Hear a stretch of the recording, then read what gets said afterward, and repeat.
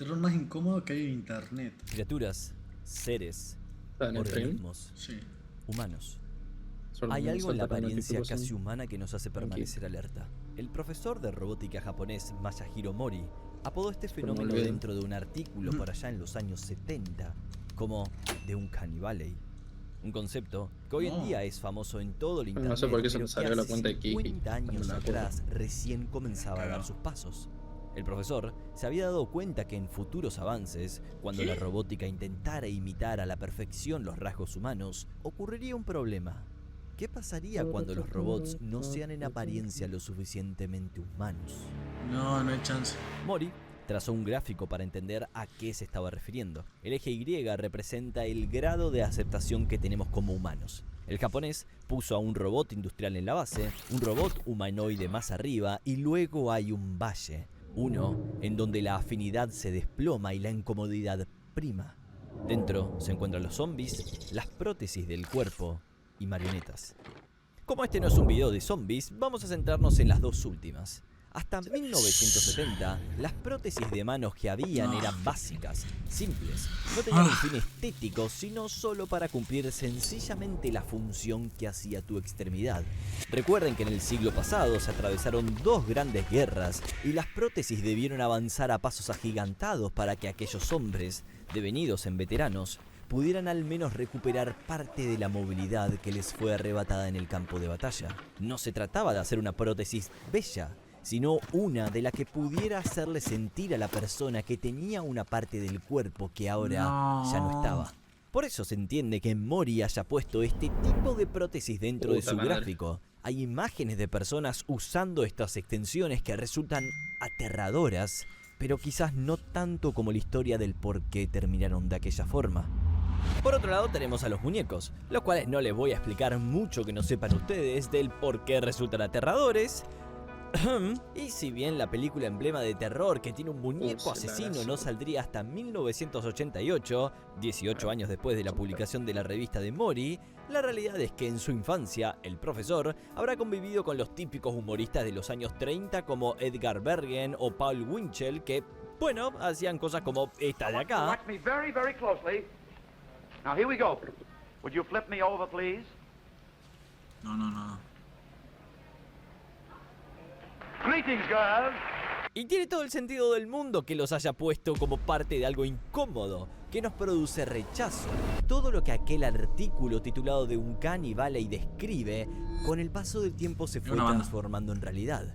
En aquel entonces, la humanidad ni siquiera hubiera imaginado los avances que la robótica alcanzaría, pero con los años, los robots empezaron a parecerse más a nosotros. Y fue en ese preciso momento que nos encontramos cara a cara con formas de horror que ya no se reflejan solo en muñecos, figuras o juguetes, sino en nuestros propios No hay rasgos. chance. Bienvenido al Valle de lo Inquietante. ¿Dejarías entrar a una persona a tu casa solamente porque a simple vista se ve parecido a un humano?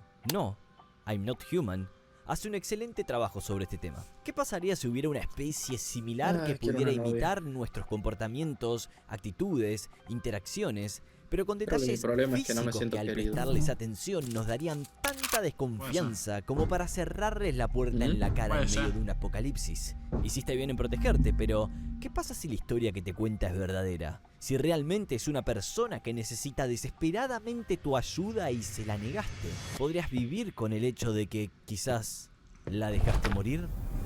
El juego es sencillo, porque todo gira en torno a una decisión. ¿Lo dejas pasar o lo dejas afuera? En cierto modo, no es más que una versión creepy de juegos en donde vos sos quien tiene el poder de decidir y tenés que decidir.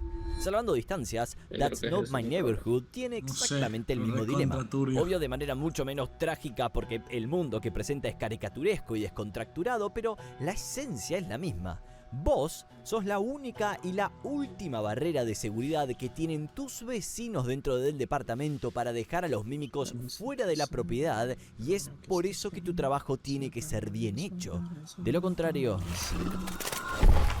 Los juegos en donde uno tiene el poder son excelentes para poner a prueba qué somos en realidad. Solo vos tenés la llave y con ella la decisión final si es que aquella persona entra, y es tu responsabilidad sea lo que sea que pase. Por eso, nada mejor que generar desconfianza. Ya no solo es si es que vas a dejar pasar a aquella persona, sino una pregunta mucho más inquietante. ¿Lo que vi es humano? En el caso de No, I'm not human, te lo dice el título. No, no es humano. Y todo el juego se basa en la paranoia. Nuestra única ventana al exterior, irónicamente, no son ni las puertas ni las ventanas, sino el televisor. Desde ahí, y a través de lo que dice el noticiero, al principio las cosas más o menos están bien. Intuís que algo está pasando, pero como te dicen que todo esto en realidad no es nada más que una ola de calor que parece estar afectando a ciertos humanos, te despreocupás. Incluso hasta te terminan alentando a que salgas de tu casa. Al día siguiente, la alerta llega. Y lo que habían dicho hace horas atrás es totalmente contrario a lo que te dicen ahora. Ya no podés salir de tu casa. Nadie, ni siquiera el reportero, sabe qué es lo que está pasando. Bueno, pero necesitas por un las mouse nuevo, dudas Maxi. te dejan con... ¿Cómo, amigo?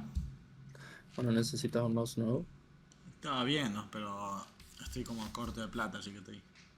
Pero yo te puedo dejar el Super que tengo a mitad de precio porque le anda mal la ruedita. O sea, todo lo demás anda bien, pero la ruedita le anda, le anda mal, entonces.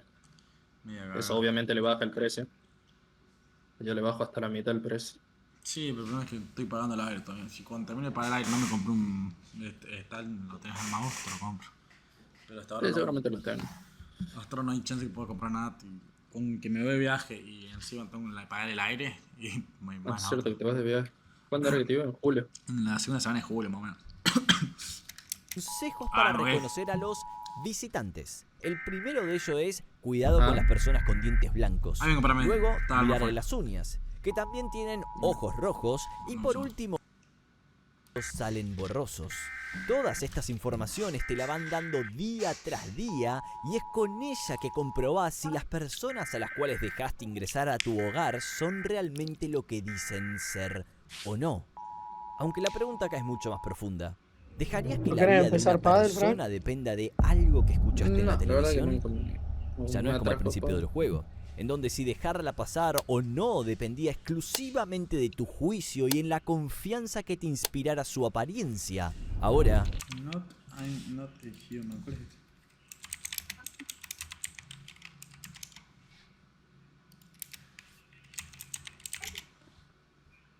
No sé qué este juego tiene toda una pinta.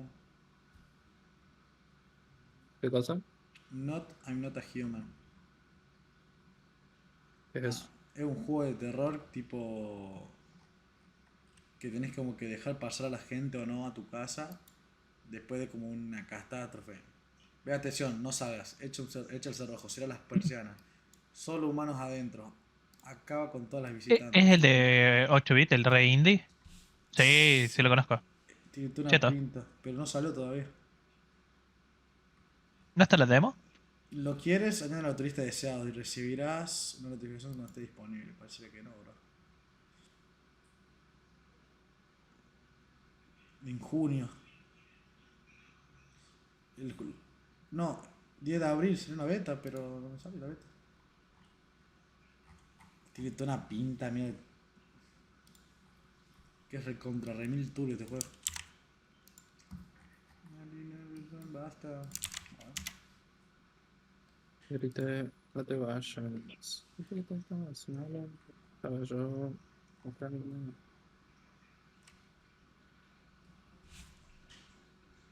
Una pinta que es recontra remil turbio. Tiene que estar en Itch.io seguramente si lo buscan. Pero ¿Un juego así? Sí. no está, mira, en Itch.io no está. En Softonic está. su vida a depende de subir. lo que escuchaste.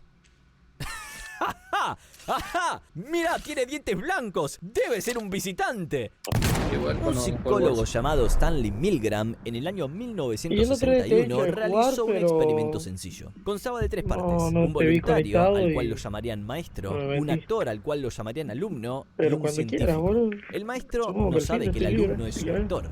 ni que todo esto en realidad no es más que un montaje. La cosa es sencilla, el alumno debía responder una prueba de memoria, pero si falla, el maestro está autorizado por el científico a ejecutar una descarga eléctrica cada vez. Complicado, pero ¿Qué cosa? no me entendés. ¿Qué cosa? Está re lindo. De jugar al Warzone con él. Mayor. Si el maestro dudaba o se negaba a querer continuar, el científico le decía frases como: no importa cuántos gritos de dolor escuche del otro lado. 330 volts. Para cuando llegaron los resultados en 1963, Milgram descubrió algo que lo atormentaría. El 65% de los maestros habían llegado a descargar 450 voltios en su alumno sin siquiera pestañear. Y cuando se detenían un segundo a pensar sobre si lo que estaban haciendo quizás lastimaba a la otra persona, el científico, con solo decirle hacía que el maestro retome las descargas sin problema. La obediencia en el ser humano es un factor cruel. Y este no es el único experimento que se ha hecho para demostrar qué tantos estamos dispuestos a dar con tal de obedecer. 10 años antes, en 1951, el psicólogo Solomon Asch, no este Asch, hizo un ejemplo parecido pero sin involucrar una falsa electricidad. Solo puso a 7 personas, donde uno era un voluntario real y los demás todos actores. Se mostraban líneas con diferentes longitudes, se daba una referencial y los 7 participantes debían seleccionar la que más se pareciera en largo a la cual tenían de referencia. El participante real respondía último de todos, y cuando veía que los otros 6 actores seleccionaban una respuesta que obviamente era incorrecta, se amoldaba aún sabiendo que estaba mal la respuesta. 3.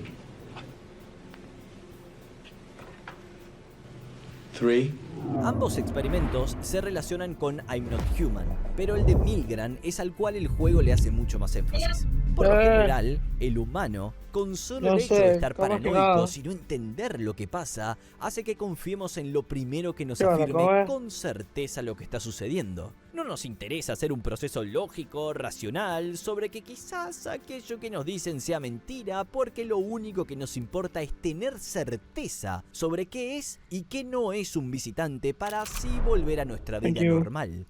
Quizás la persona se hizo prótesis de dientes y por eso tiene los dientes blancos. No importa. Quizás estuvo trabajando todo el día en su jardín y por eso tiene las manos sucias. No importa. Si la tele lo dice, debe y tengo que creer que sea cierto. Es la única certeza.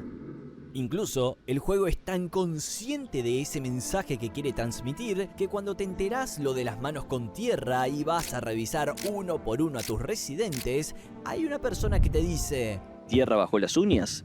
¿Eso se supone que es una señal? Tal vez solo no se lavaron las manos, no hace falta más que eso. Decime entonces, ¿cada jardinero es un visitante ahora? I'm Not Human sabe perfectamente lo que está haciendo. Deja que el reportero te diga qué es y qué no es un visitante para que al tener la confirmación de autoridad no importa qué decisión tomes, porque siempre está la opción de, me lo dijo la televisión, de pasar la culpa a otro lado y no vivir con esa carga. Lo mismo que Milgram demostró con su experimento.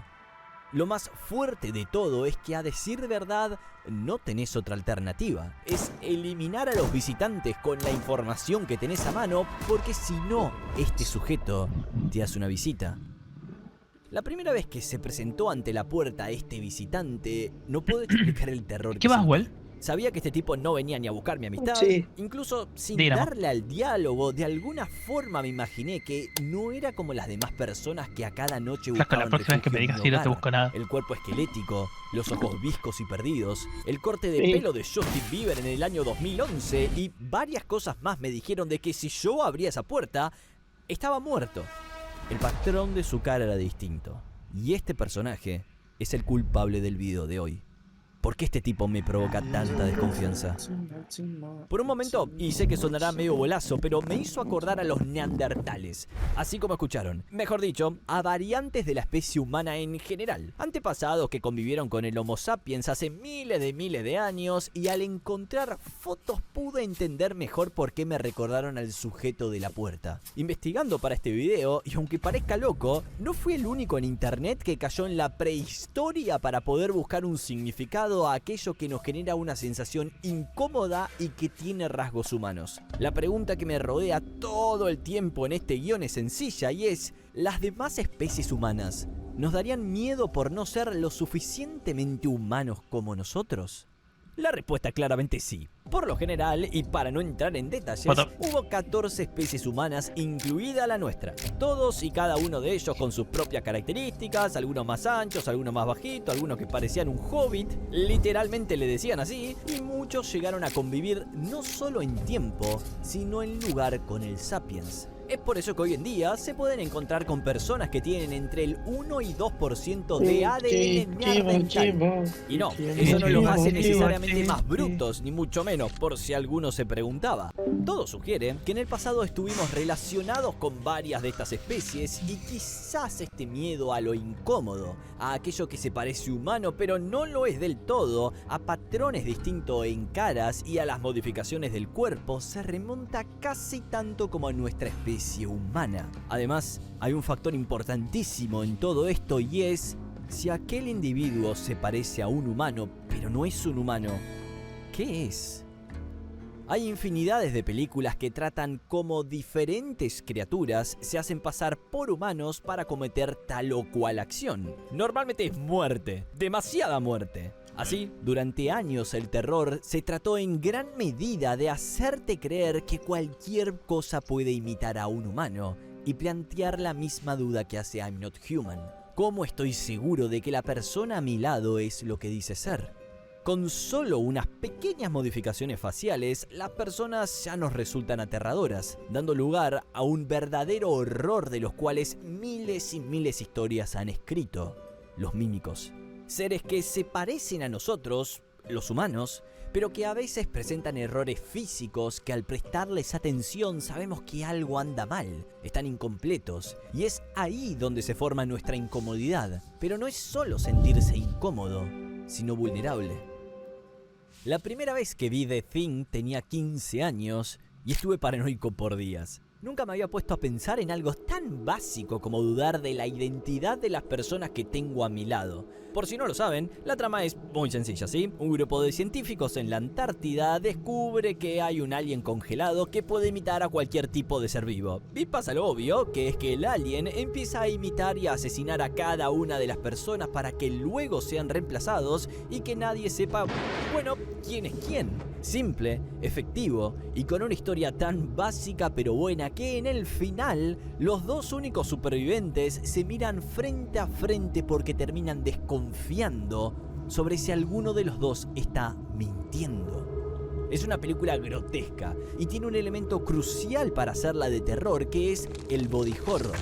Para mí, esto es lo más importante a la hora de contar este tipo de subgénero de terror, porque cuando algo cae dentro de la categoría de lo inquietante, además de generar miedo, angustia, lo más terrorífico de todo es la incertidumbre de que si la persona a la cual estás viendo no es humana, ¿qué tan grotesca puede llegar a ser?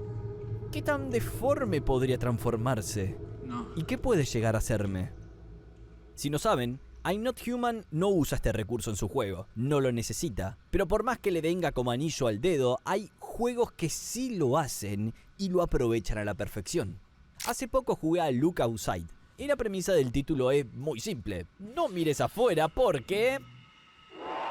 nuevamente estás encerrado. Una voz que proviene de la pared de tu cuarto te dice que no mires afuera, que él no sabe cómo describirlo, pero que cuando miró lo convirtió en lo que es hoy en día. Así te destinas a hacer algo lógico, algo que haríamos vos y yo en esta situación.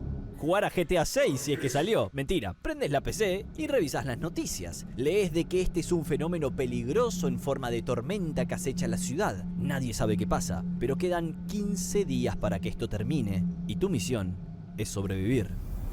Al salir a explorar por el edificio te encontrás con tu vecino, el cual no tiene la mejor de las caras, se nota dañado, con ojos rojos y escondiendo lo que era obvio, un cuchillo.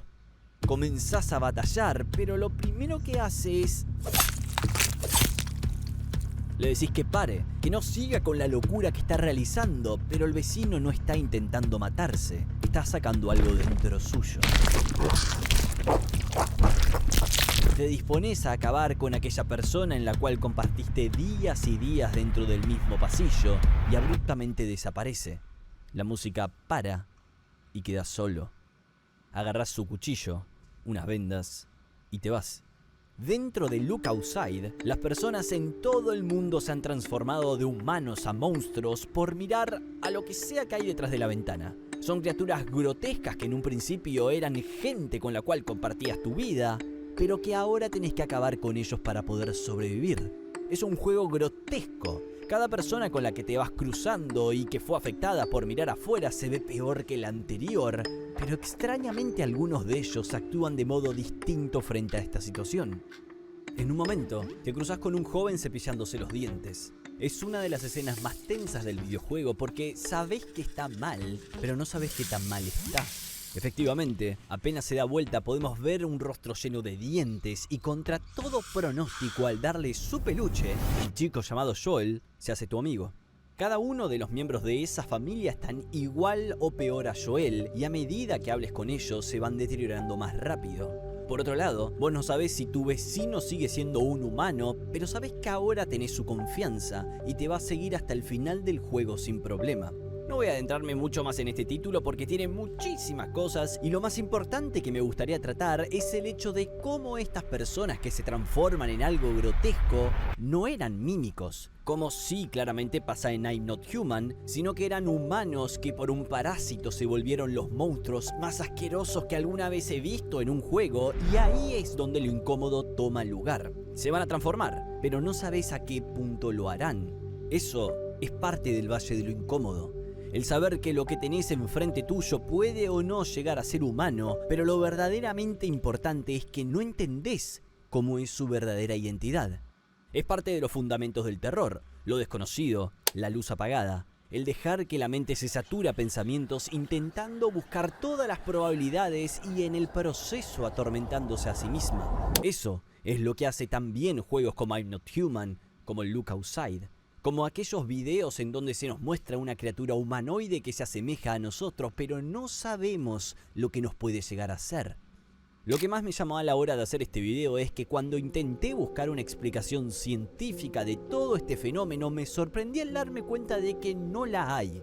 Lo formulado por Mori hace 50 años atrás no es nada más que una teoría. Los científicos no entienden el por qué esto nos ocurre al ver rasgos muy similares a los humanos. Si es un comportamiento de supervivencia, si es porque nos sentimos amenazados, si es que relacionamos esas expresiones faciales con gente que tiene algún tipo de enfermedad y por eso nos perturba, o tal vez son comportamientos que tenemos como especie y que nunca podremos explicar. Y ya que no tenemos manera de resolver este fenómeno, sí que podemos recolectar comentarios sobre ustedes, sobre qué es lo que los hace sentir incómodos en estas situaciones. Si son los patrones de la cara, si es que lo relacionan con gente que tiene algún tipo de enfermedad, si es que simplemente nos sentimos amenazados por aquella criatura porque no sabemos qué nos puede llegar a hacer, o por el contrario, quizás no te afecta en nada. Para mí, el terror que nos provoca el Valle de lo Incómodo es una de las cosas más espléndidas del horror. El hecho de que no haya una explicación científica, que tal vez sea un comportamiento prehistórico de una especie o solamente un mecanismo de defensa, es lo que hace a The Uncanny Valley una verdadera joya de terror.